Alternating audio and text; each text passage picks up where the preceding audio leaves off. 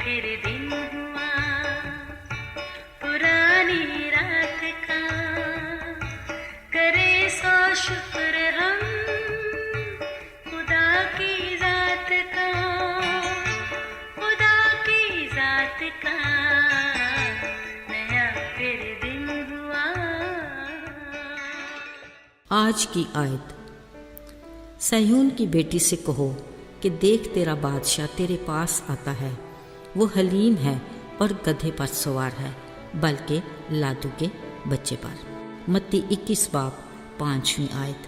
अजीज़ों, तहजीब व तमद्दन किसी भी कौम, तबके या कबीले का मारूसी सरमाया है, जिस पर अमल पैरा होने में फ़ख्र महसूस किया जाता है और उसे अपने आबा व अजदाद के नक्शे कदम पर चलते बरकरार रखा जाता है। अपने फ़र्ज़ को ज़िम्मेदारी से पूरा करने में खुशी का एक बड़ा एहसास है। अपनी तहजीब व तमद्दन के मुताबिक इलाकाई तौर पर कई तरह के दिन रवायती तर्ज को मद्देनज़र रख कर मनाए जाते हैं। अपने अंदाजे से मनाए गए ये इवेंट्स बड़ी अहमियत के हामिल हैं। अजीज़ों, आज हम एक ऐसे ही इवेंट की बात करेंगे जो अपने अंदाज का अनोखा और मुनफरिद है। ये है बादशाहों के बादशाह यीशु मसीह का वालिहाना इस्तकबाल, जो आज तक ना किसी का हुआ, ना रहती दुनिया तक किसी का होगा।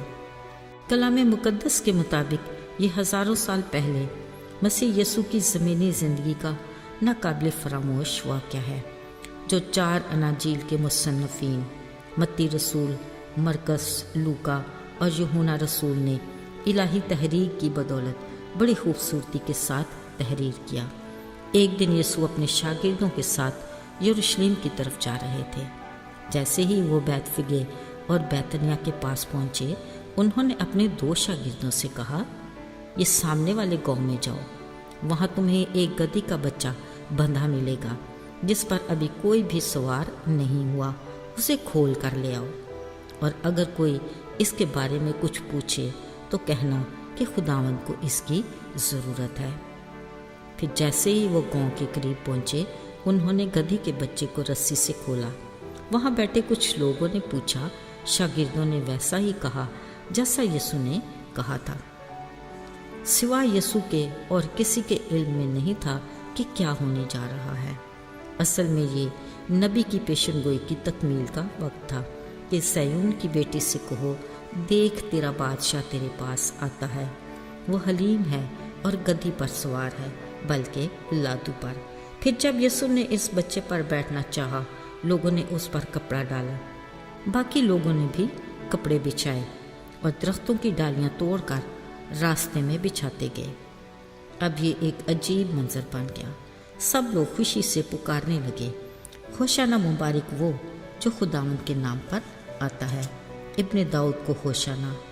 फिर जैसे ही मसीह यीशु का यरूशलेम में शाहाना दाखिला हुआ, शहर में एक हलचल सी मच गई। लोगों को यीशु मसीह के मौज़े भी याद थे। जैसे ही ये खूबसूरत मंजर बना, लोग खुशी से खुदा की हम्द करने लगे। ये हमेशा की तरह आज भी आसपास कुछ मजहबी लीडर ऐसे थे जो खुशी से नारे मारते काफिले को देखकर सख्त नाराज़ हुए। यकीनन खुद भी खामोश करवाने की कोशिश करते होंगे, मगर जब कुछ न बन पड़ा तो यीशु के पास आकर कहने लगे, आए उस्ताद, अपने शागिर्दों को डांट।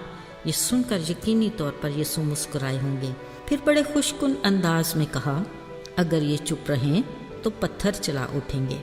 अजीज़ों, यीशु मसीह का यूं गधी पर सवार होकर यरूशलेम में शाहाना दाखिला यकीनन लोगों के लिए हैरानी का बायस होगा, मगर पुराने अहदनामे में हज़ारों साल पहले नबी की पेशनगोई का यीशु की ज़मीनी ज़िंदगी में हर सूरत पूरा होना ज़रूर था। बिलाशुबा हम में से किसी ने आज तक किसी भी बादशाह या बड़े ओहदेदार को गधी के बच्चे की सवारी करते नहीं देखा होगा। ये सिर्फ यीशु की हलीमी की अनोखी मिसाल है। हालांकि वो बादशाहों का बादशाह है जो अपना जलाली ताज व तख्त छोड़कर हमारी दुनिया में आया था। उनकी पैदाइश से लेकर ज़मीनी ज़िंदगी और फिर सलीबी मौत तक कदम कदम पर उनकी हलीमी का खूबसूरत अंदाज देखने को मिलता है। अजीज़ों, ज़रा सोचें, उस गधी को एक तरह से कितनी इज्जत मिली कि लोगों ने उस पर अपने कपड़े डाले اور اس کے پیروں کے نیچے اپنے کپڑے بچھائے اور درختوں کی ڈالیاں رکھیں۔ وجہ کیا تھی؟ کیونکہ اس پر بادشاہوں کا بادشاہ یسوع مسیح سوار تھا۔ عزیزو، بالکل ایسے ہی آج جب خدا کے چنیدہ خادموں اور اس کے لوگوں کو عزت دی جاتی ہے تو فخر کرنے یا خود کو کچھ علیحدہ سمجھنے کی بجائے یسوع کی اس حلیمی کی مثال کو نگاہ میں رکھیں۔ یاد رکھیں، ہم نے نہیں بلکہ اس نے ہمیں چنا ہے تاکہ ہم اس کی خدمت کر کے اس کے نام کو جلال دیں۔ عزیزو، ہم اس کے ہاتھ میں صرف ایک اوزار ہیں۔ ایک اوزار کی کیا حیثیت؟ قابل احترام اور تمجید کے لائق تو وہ ہے جس کے ہاتھ میں وہ اوزار ہے۔ اس لیے ہم خواہ خدمت میں ہیں یا کسی بھی شعبے سے منسلک، ہمیں اس کے ہم شکل اور ہم مزاج بننا ہے تاکہ اپنے آسمانی باپ کے نام کو جلال دیں، بالکل ویسے ہی جیسے یسوع نے اپنے کاموں سے اپنے باپ کے نام کو جلال دیا۔ آئیے دعا کریں۔ آئے باپ، ہم شکر گزار ہیں کہ تو نے ہمیں چن لیا۔ ہمیں توفیق دے کہ ہم تیرے نقش قدم پر چلنے اور عاجزی اور حلیمی سے اپنی زندگی گزاریں تاکہ تیری نگاہ میں مقبول ہوں۔ یسوع کے نام میں آمین۔